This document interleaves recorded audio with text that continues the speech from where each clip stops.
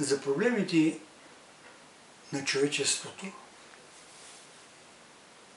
през погледа на наблюдател от много голямо разстояние и от преди много хилядолетия. Когато са създадени всички галактики и безброй много слънца и около тях планети и спътници други, интересното е, че около всяко едно слънце, около всяка една звезда има област, ограничена от една малка и от една голяма сфери около самото Слънце, от съответната звезда. Между тези две сфери, в пространството между тези две сфери, водата е в три агрегатни състояния – течно, твърдо и въздухообразно. Особено течното състояние на водата е условие за създаване на живот, подобен на нашата Земя. Нашата Земя има тая привилегия да е в тая зона, която бихме могли да речем зона на живота. Аз бих я нарекал райска зона.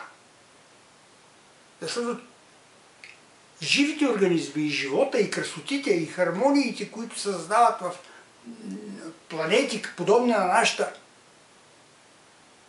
може да съществуват само там. По-близо до Слънцето водата си става само на пара и не може да има живот. Всичко ще загине и ще е от топлина. А по-далеч от голямата сфера всичко става лед.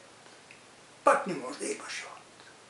Затова тая зона между тези две сфери, малка и голяма, бихме могли спокойно да наречем райска зона или зона на живота, ако вярваме в Бог, който е творец не само на Земята или на нашата слънчева система, а на целия безкрайен космос, около всяко слънце. Той Бог е създал на такава зона. И в тая зона може да има една или две планети, подобна на нашите. И там може да има живи същества, които да не ни приличат, да са в друга конструкция, но също да бъдат разумни и по-разумни от нас. Това е въпрос на вяра,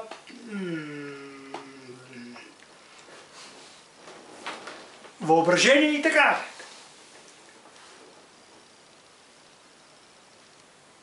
Но да се върнем на нашата планета и на нашето Слънце. Всъщност, нашата планета е планетата рай от Слънчевата система. Ще ходим на други планети, ще ходим някъде и другаде и ще се убедим в това. Но ако не я запазим, ако не се погрижим за оцеляването на тази планета рай, други ще изследват и ще кажат, тук някога е имало хора, които не са били достатъчно разумни и не са си опазили планетата. Между другото, в мащаба, който би могъл да бъде така нагледен за нас, ако си представим разстоянието между Слънце и Земя в размер на 1,5 метра, то Слънцето би било сфера с диаметър 13 мм, а Земята е на сферичка с размер 0,13 от милиметъра.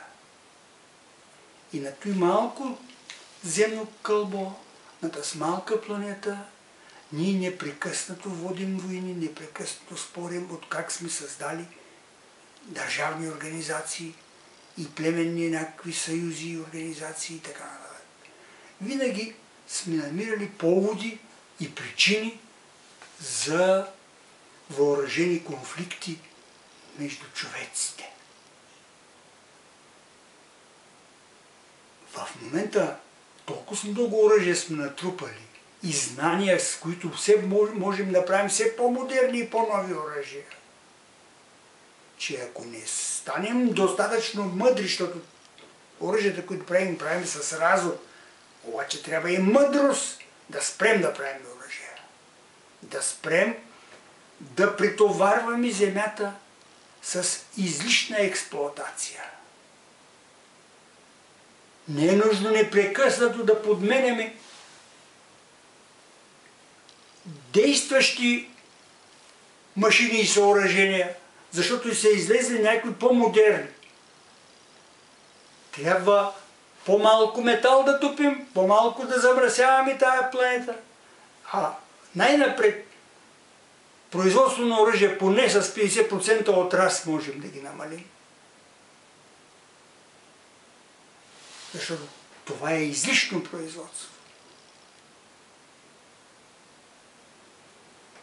Теорията на икономистите, че непрекъснато трябва да има ръст на производството, ще доведе до пълно изтощение на планетата и тя ще загине и без оръжие даже да произвеждаме.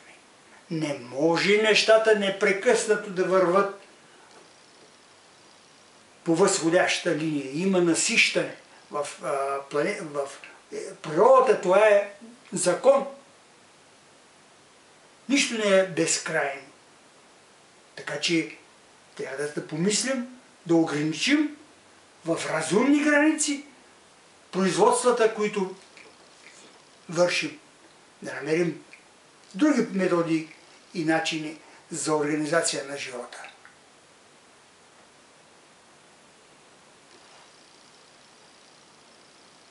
Това е за богатите страни. А бедните страни пък те страдат от друг недъг. Въпреки че са в всякакви затруднения, не се ограничават по отношение на своята раждаемост. Беден, а многодетен човек или пък народ. Какво значи това? Значи неразумен човек. Или може дори да се каже за такъв народ и такъв човек, че той въобще не е човек. Той е безотговорен към собствените си деца.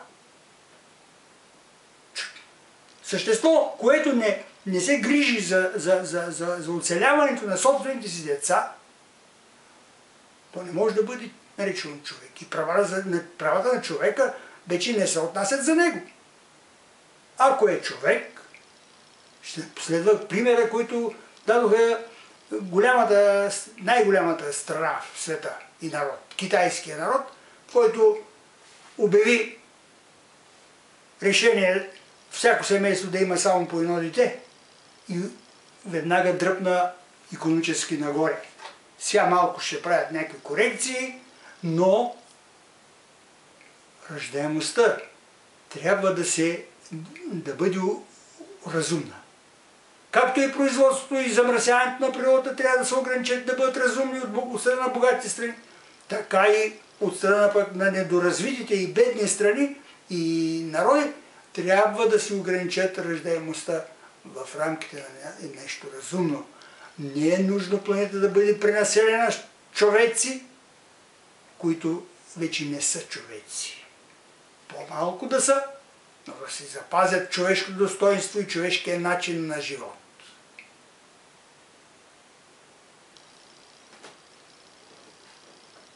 Битува убеждението, че престъпността не може да бъде ограничена или намалена и че войните също не може да бъдат неизбежни и такива неща. Просто доколко може това да се ограничи, ще зависи от организирането и разума и от мъдростта на хората, на гражданите, на човеците. Не бива да се говори, че престъпността е невъзможно да не бъде ограничена и премахната. Към това трябва да се стремим. Стремежа на всеки един човек и на всеки един народ, на човеческата цяло, не трябва да са лесно достъпни. Трябва да са трудни, но да не се забравят. И тогава ще има движение към добро, към съвършенство. Стига толкова. До тук.